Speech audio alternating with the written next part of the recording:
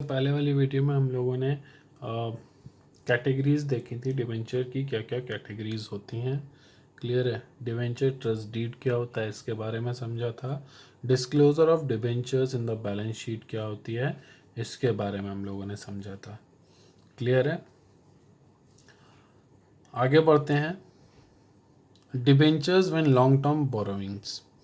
अब डिवेंचर्स जब long term borrowings के तरीके के होते हैं तो उसमें क्या होता है।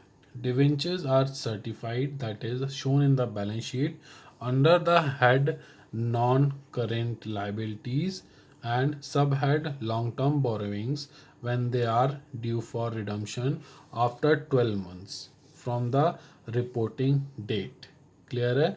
और that is the date of balance sheet or after the period of operating cycle if the operating cycle period is more than 12 months. Clear है। अब जो डिबेंचर्स होते हैं वो क्या होते हैं, सर्टिफाइड होते हैं। क्लियर है। इसलिए उनको क्या किया जाता है, जो भी लॉन्ग टर्म बोरोइंग्स होती हैं डिबेंचर्स, अगर लॉन्ग टर्म बोरोइंग्स है, ठीक है, तो उसको कहाँ दिखाते हैं, नॉन करेंट लाइबिलिटी में दिखाते हैं। क्लियर है। और किस सब हेड में दिखाते हैं, लॉन्ग टर्म बोरोइंग्स में। और जब ये तब दिखाते हैं जब जो इनका रिडम्पशन है वो 12 महीने या 1 साल के बाद होता है उसके रिपोर्टिंग डेट के। मीन्स जब जिस डेट से डिबेंचर इशू किया जाता है उससे उसके 1 साल या 12 महीने पूरे होने पर, या फिर एक अकाउंटिंग पीरियड जो होता है उसको साइकिल पूरे होने के बाद उसका रिडम्पशन होना होता है। ऐसे जो डिवेंचर्स होते हैं उनको लॉन्ग टर्म बोरोइंग्स बोलते हैं और इनको नॉन करेंट लाइबिलिटी में दिखाया जाता है। क्लियर है। Whether debentures are long-term borrowings or short-term borrowing, it is determined on the date of issue of debentures. अब डिवेंचर जो है लॉन्ग टर्म बोरोइंग है या शॉर्ट टर्म बोरोइंग है, ये कैसे हमें पता चलता है, वो उसकी डेट ऑफ इशू से पता चलता है। क्लियर है। अब एक एग्जाम्पल है, यहाँ पे हम लोगों ने समझ लिया कि बैलेंस शीट में किस तरीके से हम इनको दिखा सकते हैं। तो सिंपल है। अब एक क्वेश्चन है यहाँ पे, for example, Nirula's limited has 10,000 9% debentures of 100 rupees each redeemable on 31 March 2025। Clear है ये। The period of operating cycle is 24 months in the balance sheet as at 31st March 2019, such debentures will be shown as long-term borrowings under non-current liabilities because they are redeemable after 31st March 2020. That is 12 months after the date of balance sheet. And also after 31st March 21, that is after the period of operating cycle, that is 24 months after the date of balance sheet. In the balance sheet they are shown as follows. अब कुछ debentures हैं 10,000 almost, और 9% debentures हैं जिनका जो price है वो 100 rupees each है। वो रिडीम हो रहे हैं कब, 31 मार्च 2025 को। ठीक है। जो पीरियड ऑफ ऑपरेटिंग साइकिल है वो 24 मंथ्स का है। इन द बैलेंस शीट में क्या है, 31 मार्च 2019 को ऐसे डिवेंचर्स क्या हैं, लॉन्ग टर्म बोरोइंग या नॉन करेंट लाइबिलिटी में शो किए गए हैं, क्योंकि ये 31 मार्च 2020 के बाद रिडीम होने हैं। ठीक, क्योंकि 12 मंथ जो हैं वो उसकी डेट ऑफ इशू से कंप्लीट हो रहे हैं, और साथ ही साथ 31 मार्च 2021 को भी रिडीम हो रहे हैं, क्योंकि जो उनका ऑपरेटिंग साइकिल है 24 महीने का, वो बैलेंस शीट से कंप्लीट हो रहा है। अब इसको कैसे दिखाएंगे हम लोग, सिंपल है। जैसे कि हम लोगों ने अभी देखा कि इक्विटी एंड लाइबिलिटीज़ में पहले से दिखाते हैं, जैसा कि हमने पहले आपको बताया था कि डिवेंचर्स को कहाँ दिखाते हैं, इक्विटी एंड लाइबिलिटीज़ में दिखाते हैं, या तो लॉन्ग टर्म बोरोइंग में दिखाएंगे या शॉर्ट टर्म बोरोइंग में दिखाएंगे। क्लियर है। तो जब लॉन्ग टर्म बोरोइंग है यहाँ पे, सिंपल है, इक्विटी एंड लाइबिलिटीज़ में दिखाया हम लोगों ने नॉन करेंट लाइबिलिटी। ठीक है, इसके अंदर लॉन्ग टर्म बोरोइंग दिखाया।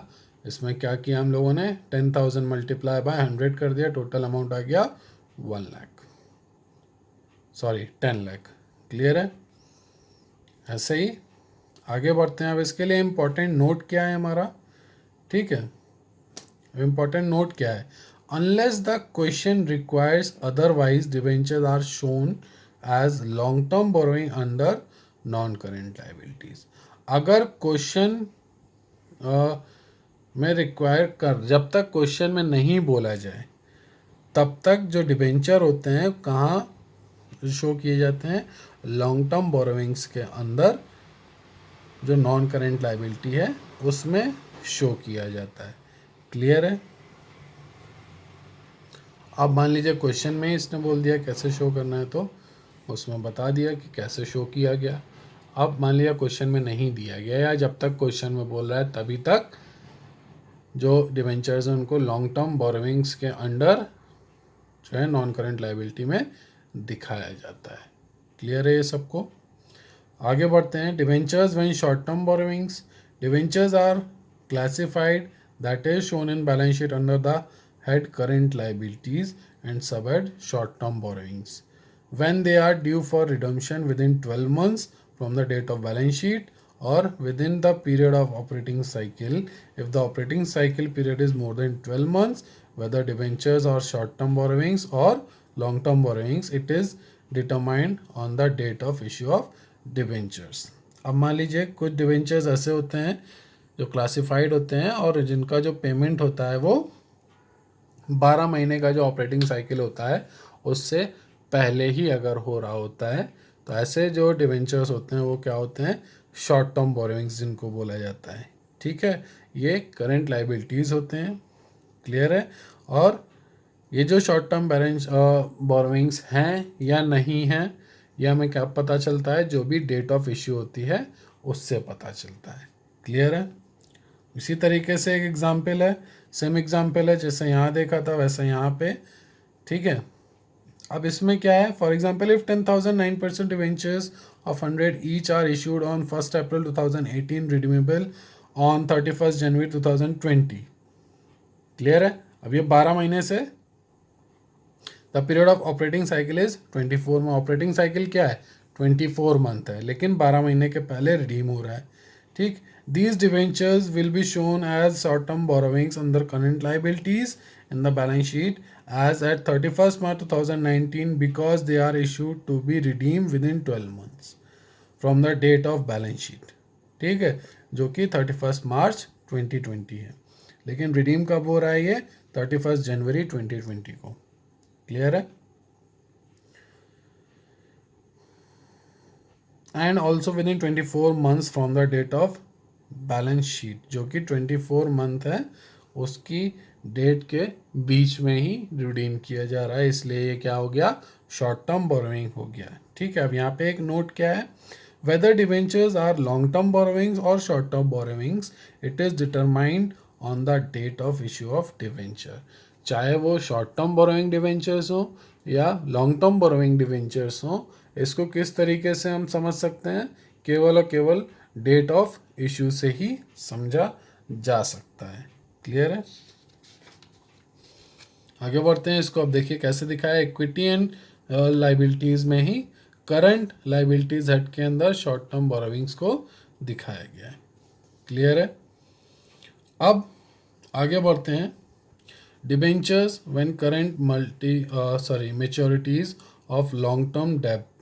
ठीक है, part of debentures shown as long-term borrowings becoming due for redemption within 12 months of the balance sheet or within the period of operating cycle is shown as maturities of long-term debts and current liabilities. अब मान लीजिए कुछ part हैं जिनको long term borrowings में दिखाया गया था, वो अब 12 महीने के अंदर मेच्योर होने वाले हैं।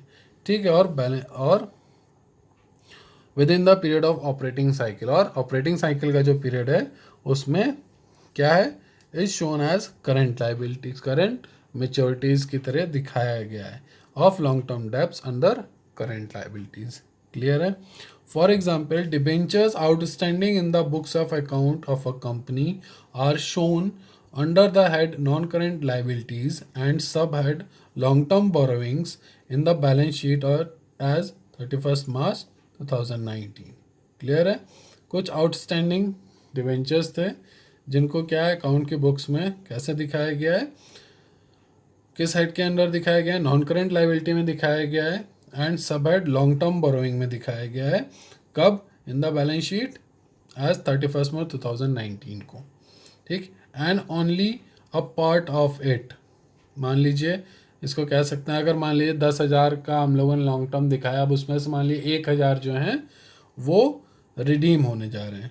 ठीक है, 100 रुपये का ईच है, have become due for redemption on 31 January 2020. ठीक है, that is within 12 months the date of balance sheet, जो कि बैलेंस शीट की डेट थी 31 March 19. These 1009% debentures will be shown under the head current liability and subhead other current liabilities as current maturities of long term debts. Clear है? जो 10,000 हम पहले से देख रहे थे, अब उसमें से मान लीजिए 1,000 है जो अपनी डेट से 12 महीने के अंदर या ऑपरेटिंग साइकिल जो है उसके अंदर ही रिडीम हो रहा है, उनको हम कहाँ दिखाते हैं? करंट लाइबिलिटीज़ के हेड में दिखाते हैं. मेन हेड क्या होता है हमारा? करंट लाइबिलिटी होता है. और सब हेड क्या होता है हमारा? अदर करंट लाइबिलिटीज़ होते हैं. इसमें किस तरीके से दिखाते हैं? Current maturities of long term डेप्थ की तरीके दिखाते हैं.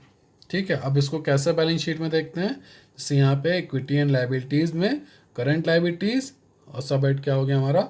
Other current liabilities. अब कितने डिवेंचर्स थे? 1000 थे. कितने का एक था? 100 रुपये का एक था. तो 1000 multiply by 100 is equals to 1,00,000. Amount आ गया यहाँ पे.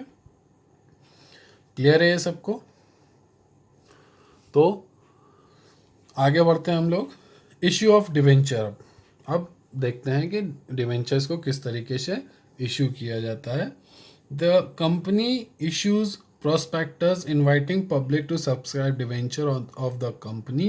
The company can also make private placement and of debentures following the prescribed procedure.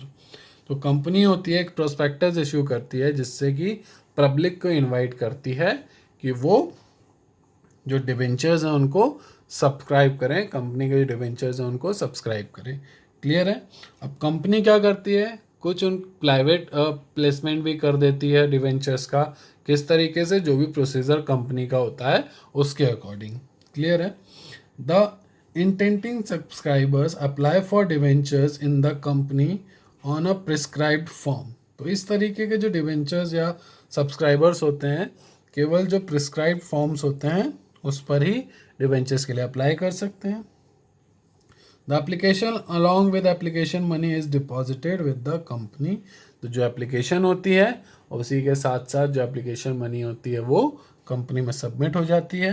The company may call the amount for debenture to be paid in lump sum or in instalment. अब ये company के ऊपर depend होता है कि जो amount है debenture का वो लमसम में पेड होगा या फिर इंस्टॉलमेंट में पे होगा. क्लियर है? If debentures are issued amount being payable whether in lump sum or in instalment. ठीक है, अब मान लीजिए डिबेंचर इशू कर दिए गए हैं तो जो भी डिबेंचर्स का अमाउंट होगा या तो लमसम में पे होगा या फिर इंस्टॉलमेंट में. Procedure followed is same as in the case of share. और जो भी मैंने आपको पहले से बताया था, शेयर में जो भी एंट्रीज मैंने आपको बताई हैं उसमें कुछ ही चेंज होगा और जो भी प्रोसीजर है वो ऑलमोस्ट सेम रहता है. क्लियर है ये सबको? आगे बढ़ते हैं.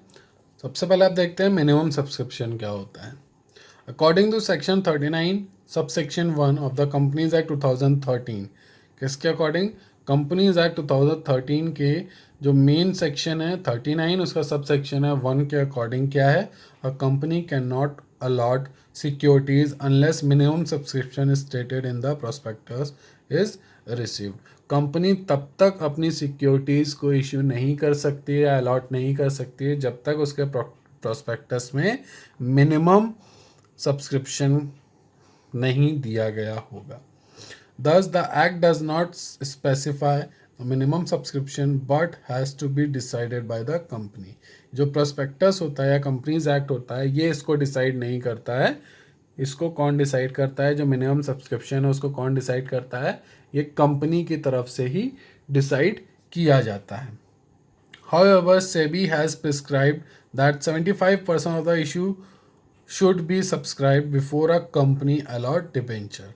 तो जो सेबी है उसने क्या प्रिस्क्राइब किया है? ऑलमोस्ट 75% जो है वो इशू हो जाने चाहिए। कब? जो भी सब्सक्राइब्ड हैं पहले से ही उनको, ठीक है, जो भी अलॉट डिवेंचर्स हैं। Debentures may be issued for cash, for consideration other than cash और कोलेट्रल सिक्योरिटीज़ के लिए। अब जो डिवेंचर होते हैं वो 3 तरीके से इशू किए जाते हैं, या तो पैसे के लिए इशू किए जा सकते हैं, या कैश के अलावा किसी चीज़ के लिए यूज किए जा सकते हैं या इशू किए जा सकते हैं, या फिर किसी भी कोलेट्रल सिक्योरिटी को परचेज करने के लिए डिवेंचर्स यूज़ किए जा सकते हैं। Debentures whether issued for cash और for consideration other than cash में बी इशूड। अब जो डिवेंचर्स हैं या तो कैश के लिए इशू हो रहे हैं या अदर देन कैश के लिए इशू हो रहे हैं, उसको कैसे इशू किया जा सकता है? पार वैल्यू पे इशू किया जा सकता है, मींस फेस वैल्यू पे इशू किया जा सकता है, प्रीमियम वैल्यू पे इशू किया जा सकता है, और या फिर डिस्काउंट वैल्यू पे। ठीक है, अब ये जो आपको एक डायग्राम दिख रहा है यहाँ पे, इसको देखिए। Debentures may be issued at for cash, for consideration other than cash, as collateral security. 3 तरीके से डिवेंचर इशू किए जा सकते हैं। फॉर कैश अगर है तो एट पार और प्रीमियम और डिस्काउंट पे इशू किए जा सकते हैं, जो कि लमसम या इंस्टॉलमेंट में पेबल होंगे।